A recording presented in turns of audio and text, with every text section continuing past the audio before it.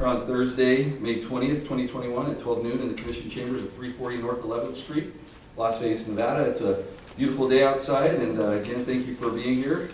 We'll do the roll call at this time and ask Ms. Stevens if she'll help us with that and to verify our compliance with the Nevada open meeting law. Chairperson Scott Black. Here. Vice Chairperson Olivia Diaz. Here. Commissioner Valerie Craig. Here. Commissioner Cheryl Davis.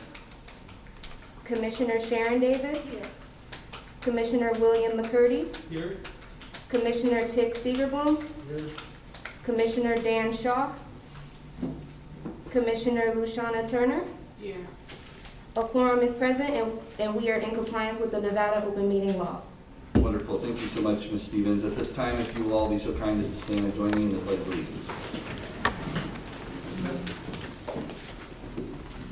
I pledge allegiance to the flag of the United States of America and to the republic for which it stands, one nation, under God, indivisible, with liberty and justice for all. Thank you so much for that. At this time, we will go to item number 2 on our agenda, which is public comment. Public comment during this portion of the agenda must be limited to matters that are on the agenda for discussion and possible action today. If you wish to be heard, come to the speaker's podium, clearly state your name and address, and please spell your last name for the record. The amount of time any single speaker is allowed will be limited to 3 minutes. If any member of the board wishes to extend the length of a presentation, this will be done by the chair or by a board by majority vote. But once again, this is for posted agenda items. Invite anyone in the audience that has a comment on posted agenda items to come forward now.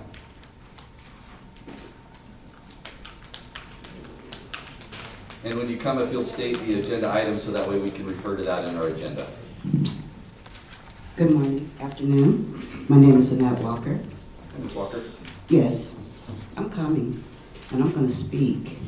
And I'm going to speak about Which agenda item are you speaking? It doesn't matter. It's talking about the board and about the board being... Really quick, sorry, bear with me just a second. Yes. We have 2 public forums, one at the very beginning that's related to posted agenda items, and then we have citizen participation at the end. If you would be willing to stick around, Ms. Walker, you'll certainly have an opportunity I to want speak you to at that understand that this meeting is not in compliance. So by you actually having a meeting, wait just a moment, by you actually having a meeting, it is illegal.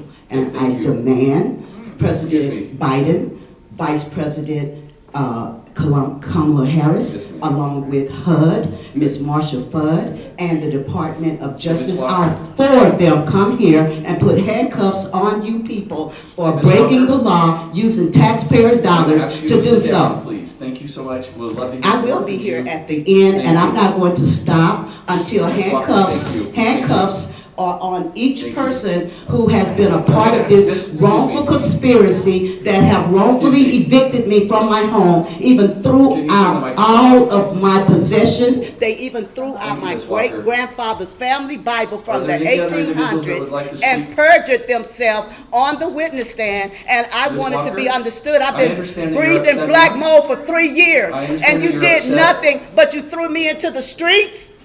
You threw me in the streets and threw all my things away, everything I own. Even my husband was in the Navy, wrote me a letter every day. You threw away all the letters. You threw away my children, baby books. You threw away their jewelry. You threw away everything I have illegally.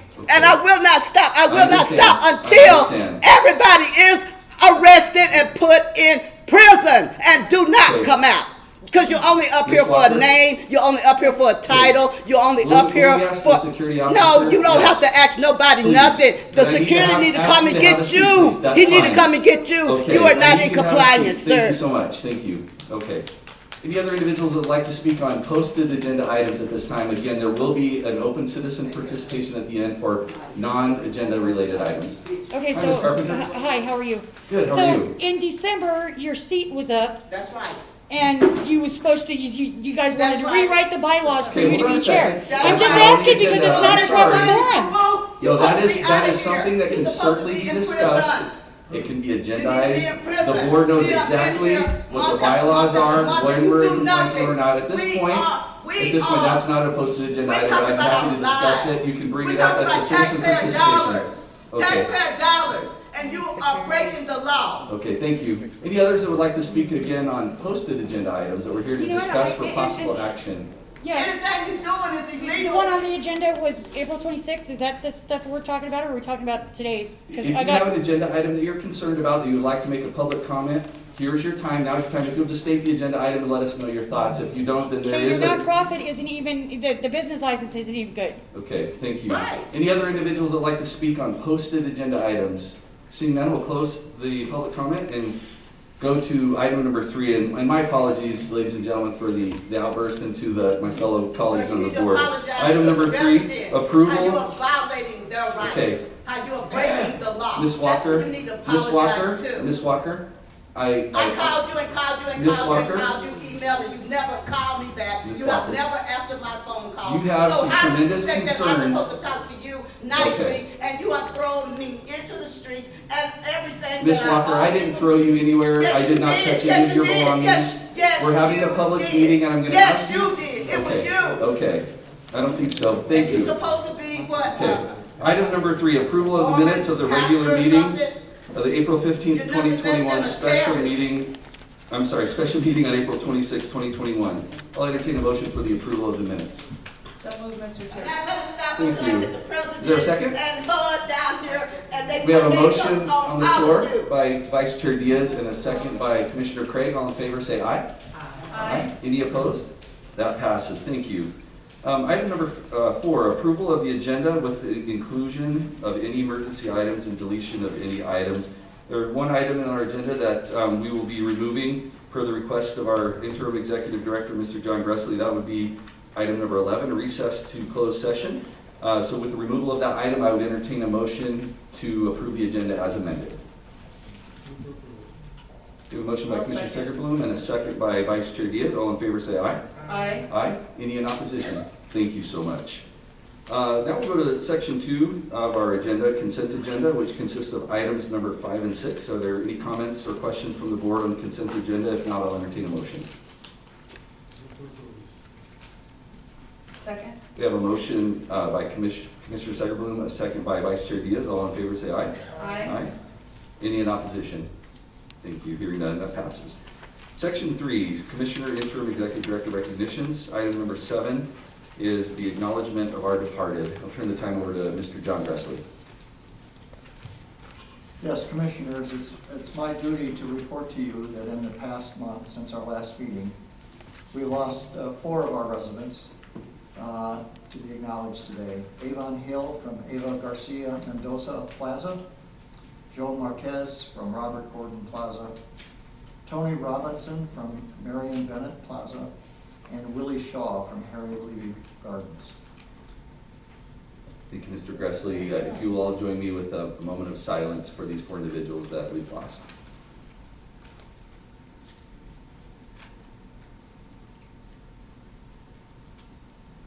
Thank you so much for that. Now we'll go to item number 8, approval affirmation of SNRHA Resident Advisory Board, or RAB, members in addition of resident commissioners. Mr. Gressley.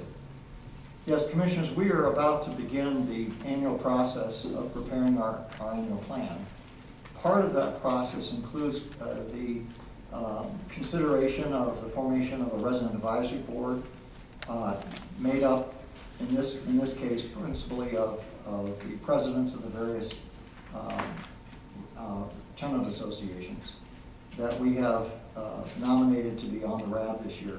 This is probably a smaller group than we would like to have, but only because of the time constraint that we ran into this year and trying to move this forward following COVID-19 and all of its effects. So we have a smaller than we would like board, but I think it will be an adequate board. I will also point out that all members of the public, residents and other members of the public, will have ample opportunity to comment on the annual plan once the draft is published, because it will be a public document, it will be a public hearing. So we have provided you with a list of nominees, and we also thought the board might want to consider inviting the resident commissioners to join that group as members of that board, which would give them an opportunity to interchange ideas and express their views with the resident advisory board. Thank you, Mr. Gressley.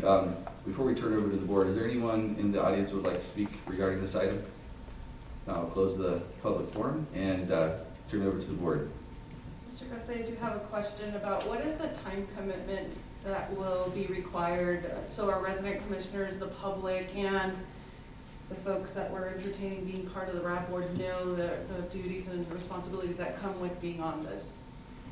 That's a very good question, and I think it will vary according to the time available of participants. We would welcome whatever time they have. They each will be committing some amount of hours. We're just getting ready to publish the first draft. So there'll be some meetings coming up. We have not yet established a schedule. I think we'll call together an initial meeting of the RAB and then have them work with our staff to set a schedule. But it's not a major commitment of time, but it is a commitment of time that we would ask people to honor. And I'm sorry I can't be more specific than that, having not been through it with your RAB arrangement here in Las Vegas. Thank you. Any other comments or questions regarding the RAB board, the makeup of the board with the 9 individuals that are listed in the agenda, as well as the consideration for adding the opportunity for the resident commissioners to join that board? Go ahead, Councilwoman. Thank you. And we've contacted all these individuals and let them know about this process, that they're being included? Yes, I believe so. Okay. I just want to make sure that we're not putting people on before we actually talk to them about it. You know, I think in the few years that I've been here, the RAB board is a very important tool. It's something that I think can be better and more thoroughly utilized. And so here is this year our effort to do that, and hopefully we can improve each year as we gain the valuable input of these individuals. The 9 individuals that are on this list, and Mr. Gressley indicated that that's a relatively small number, but it's a group of individuals that I think are committed to the process of improvement, that obviously understand the value of volunteerism and to be involved. Hi, Ms. Hamblin. Hi, Scott. How you doing? Good. I don't see anybody from Jamestown Towers on this list. Okay. And we do have a So that's- resident council now. So Yes, ma'am. if you're saying members from resident councils are on the RAB board, Yes.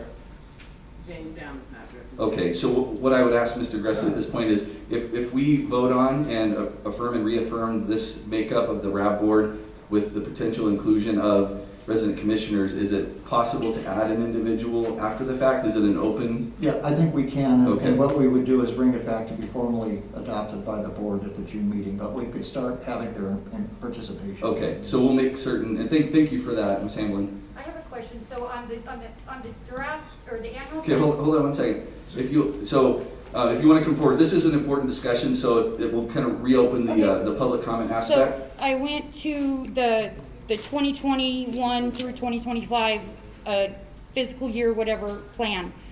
Sorry, Ms. Carpenter, please state your name Phyllis for the record. Carpenter, 5200 Alpine, 89107. Thank you.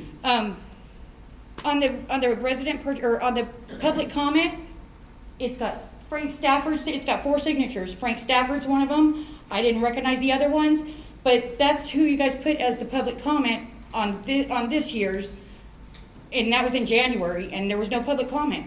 So what we're doing here is we're establishing a A RAB RAB board for the upcoming it's a 5-year plan that's updated and ratified each year. And so there's nothing we can do about last year or the Well, year this before. was it's just 10 done in years. January, and there was no public We're moving comment, no forward. nothing. Right now, today, we are formulating, and Ms. Hamlin indicated, we're missing someone. If someone else is missing, if someone else is interested, we can expand this, but we have a finite window of time to do a thorough job to make sure that we have an adequate plan moving forward. So with that, if you would like to make a recommendation relative to moving forward, we're open to it. But at this point, there's nothing we can do about the last time we evaluated. But we're doing it right this time, and we're going to continue to improve. That's our goal. Okay. Thank you.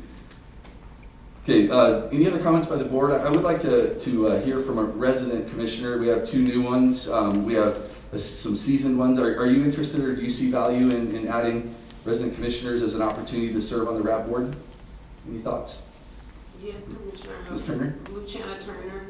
I am a resident commissioner for the North Las Vegas area. Hello? Okay. So, But I was thinking here as I saw the plan that I knew that the residents definitely need to know how we build a budget and how everything goes. But our responsibility is to take the information out so the rest of the community knows that we're associated with the housing authority. So those that do take an opportunity to become part of the RAB board as a resident commissioner, I would like to see us do more and get the information out to the neighbors that's in our, our other residents, not just to also hold a position, So that's why I see the benefit of taking this information out and doing something with it. Thank you, Commissioner Turner. Commissioner Craig.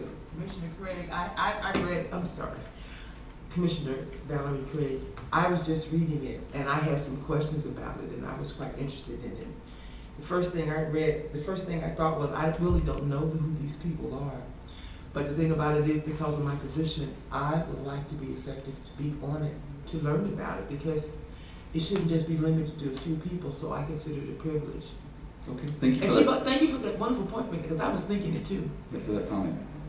Any other comments regarding the affirmation of the makeup of the RAB board and the addition of the resident commissioners? Ms. Hamlin, would you like to come forward before we turn it over to the board for a motion? Vanessa Hamlin, Jamestown Towers. I'm not sure exactly how many members are allowed here. And there's a possibility that maybe the way the RAB board is formed may need to be revised or changed. I don't know some of the names on here. I do know Sartini is a large property. I believe they are without a resident council right now. No, But we do have one. They voted on it, yeah. do you guys have a representative here on the RAB board? No. They need to have one Okay. too. And I would suggest that every property with, a certain amount of residents or large properties such as us, Sartini, anybody that has, say maybe over 100 units or 200 units, whatever number you decide on, should have representation. It just seems like this is an excellent idea. It needs to be done. It needs to be in place all the time. The pandemic did works on everybody. Everything fell apart. Resident councils, resident advisory board. And now that you're getting it back up and running, it may need some revisions, but there definitely has to be a lot more representation for the residents. Thank you for that. We have a tremendous opportunity here Thank you. to build a board that's going to do things to help our residents and our agency going forward. This is the starting point. If there are no other comments from the board, I would entertain a motion to affirm the makeup of this board with these listed individuals and the inclusion of the resident commissioners should they choose to participate. I would move to approve the resident advisory board and additional resident commissioners if they want to participate. Thank you for that, gentlemen. We have a motion by Commissioner Segerblum and a second by Commissioner McCurdy. All in favor say aye. Aye. Aye. Any in opposition? Hearing none, that passes unanimously. Thank you so much. We'll go to item number 9, approval of the Southern Nevada Regional Housing Authority operating budget revision for fiscal year ending September 30, 2021. Turn it over to Mr. Gressley. Yes, Commissioners, it's a routine process among public federal agencies or housing authorities working with HUD to amend their budgets near the end of the year to have them reflect more accurately the expenses and the income that they're expecting for the year they're in. We're in a fiscal year that ends September 30th, 2021, and I'll ask our Chief Financial Officer, Fred Herron, to fill you in and provide some of the details on the budget revision. Thank you. Welcome, Mr. Herron. Good afternoon, Commissioners.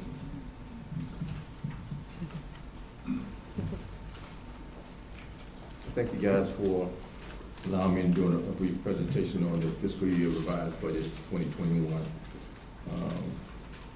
Today we want to have a discussion in terms of where we were. The board approved prior to starting our fiscal year agency budget from all of our major programs, public housing, central office call center, Section 8 program, as well as affordable housing and NSP properties.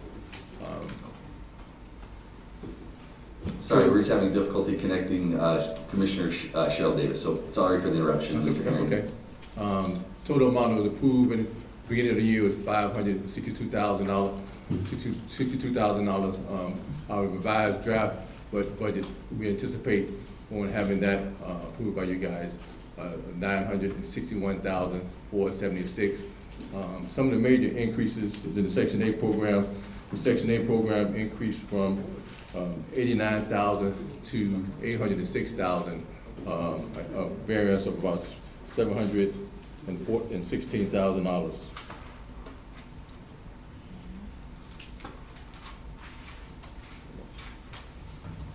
Have some technical difficulties. Okay, here we go. Our conventional low rent program. Let's see. If you guys want to follow me on this, if you can, if you like to, I think you have it in your package as well, but I have on the screen here and then on the screen there behind you as well, which I will be reading from, or kind of comment on some of the various that we have between the fiscal year approved budget and the revised budget. The first column on this spreadsheet represents the budget that you guys approved, that the board approved back in on the start of the fiscal year, October 1.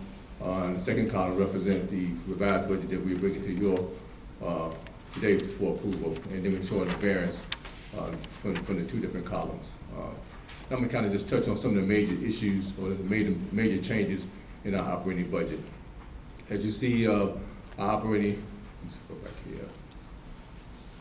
Operating subsidy, we show an increase about a little over $1 million from $12.1 million to $13.1 million. Most of that increase was attributed to our CARES. We received about $1.8 million in CARES funding in fiscal year 2020 of May. As of January, October 2021, we had about $400,000 left to remaining in the public housing program. Our public housing program for some of the new members is what we call our asset management properties is funded by all of our non-federal program, our federal programs. We are showing increase in the public housing program, $39,671 in the revised budget, a decrease from about $27,000 from the approved budget of $67,000 at the beginning of the year. We also showed that our projected proration is at 96% this year. Some other changes in our operating budget. Go back to the screen. Tell me, how do I inch down? Okay.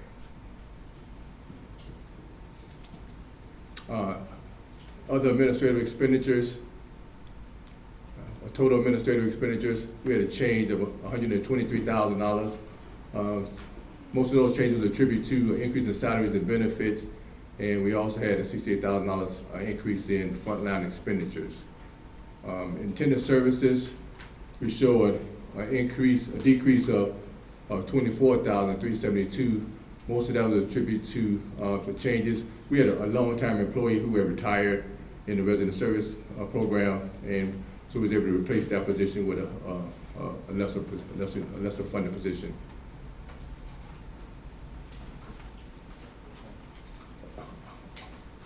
Ordinary maintenance and operation expenditures increased by $309,000 in the revised budget. Most of that line item increase was attributed to maintenance and salaries and benefits in our maintenance department. We had an increase of $233,000. That increase was most of it directly to a decision by the former executive director had gave 5% bonuses to all the maintenance staff from starting in May of last year to April of 21 this year. And that was for staff that was going into the different units, housing units during the COVID time. So it was almost like a bonus to kind of promote them to go into the units. hazard pay kind of sort, yes. We also had a slight increase in contract services from $2.5 million to $2.585, about $67,000 more in the revised budget. Most of that was contributed to certain line item increase like pest control, some building repairs, landscaping, contribute to that increase.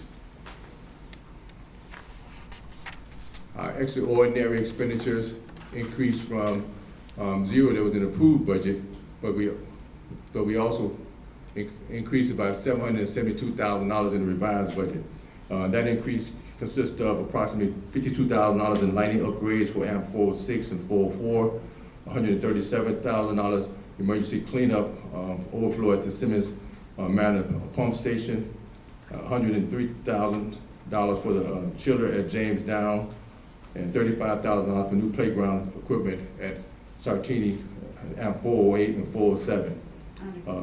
We also had about $151,000 worth of expenses that was used out of the $2 million that the board approved out of reserve from last year. And if anybody, no one have any questions on any? Ms. Craig? I'm sorry, I do, forgive me, I'm a novice. All I was asking when I read it was you have the approved, whatever, and then you also have the revised. So explain to me, if it's approved, who approves it, and then what makes it be revised? I was just confused. The approved budget, every year we bring it to the board about 60 days prior to the beginning of the fiscal year, which is October 1, budget to operate for our current fiscal year, upcoming fiscal year. That budget, the approved budget was brought to the board back in, I think, August of 2020, and this board right here approved that budget. The revised budget, as Mr. Gresley stated in his present opening, is a budget that we generally bring to the board about mid-year to kind of go over some of the variance we may have in our approved budget.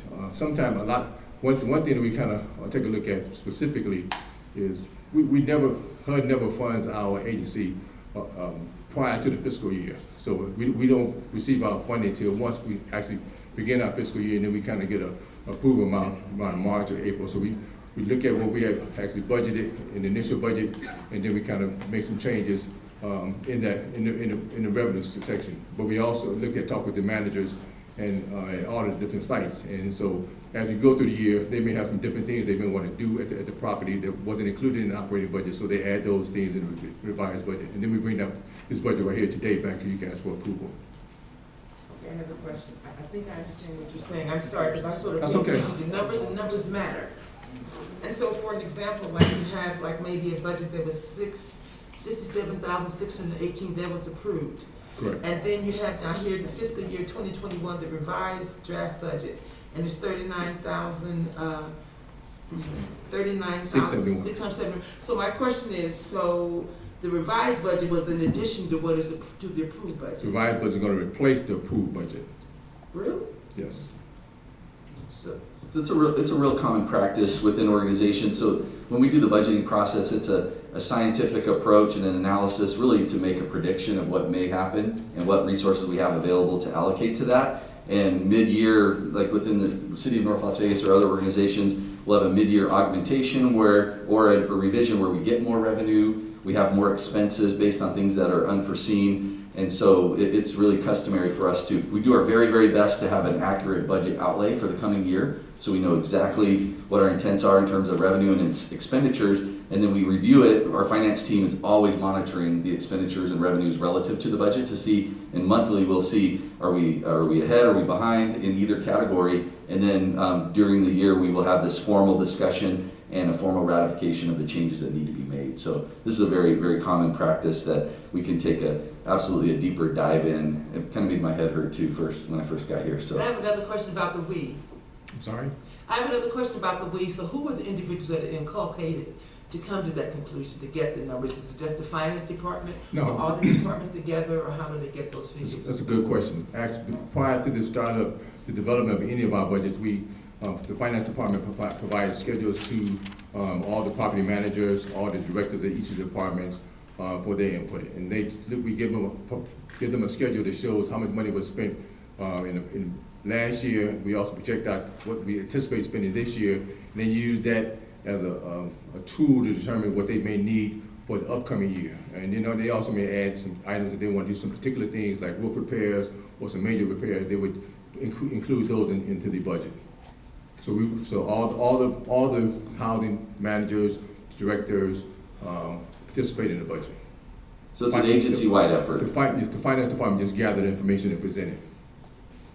And we do have a finance budget for the water department as well. Just one more question and I won't ask it. You can ask them any questions you like. I'm sorry, just one more. Money matters. Just for an example, you have this one with 67,618 and then it's revised 39,671. What is your response when it goes from something like that down to that? What is the who? Like you have this figure, the PHA, the approved budget was 67,618. I understand that. And then revised budget was just $39,671. And I'm just asking emotionally, what is your response when it's gone from 69 down to 37? I mean, how do you all feel with something like that? Well, it's just based on what the developments and the managers feel that they need at their property. A lot of these expenditures, the reduction is a relatively small amount, about $27,000, but it's basically things that they added that they felt that they needed some additional things at the property to improve the sites. So it's not a material change, it's pretty much consistent with what we have presented at the approved budget. Okay, coolness, thank you. And this is just like the bottom line. We probably have about 170 different line items where that makes up this budget. Okay, thank you. You're welcome. Just curious. My head was hurting when I read it. It'll go away. Yeah, eventually. Thank you, Mr. Herring. Our central office call center is the program that consists of all of our non-revenue producing call centers: finance department, procurement, modernization, eligibility, IT, executive office. All of those departments make up what HUD name is our central office call center. We receive management fees from the public housing program and the Section 8 program and the affordable housing program to oversee the agency. The central office cost is projecting a $144,760 residual receipt in the revised budget. It's a slight increase, total increase of about $218 from the approved budget. Some of the items that contribute to that increase in expenditures was about $246,000 that came from contractor services, the interim executive director contract to kind of contribute to that increase. But we also had some savings on the salary side, which I'll touch on briefly.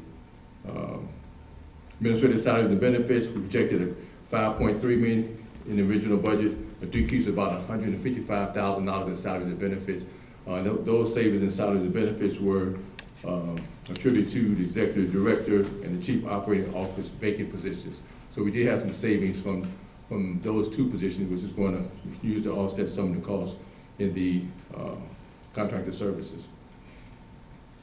Total administrative expenditures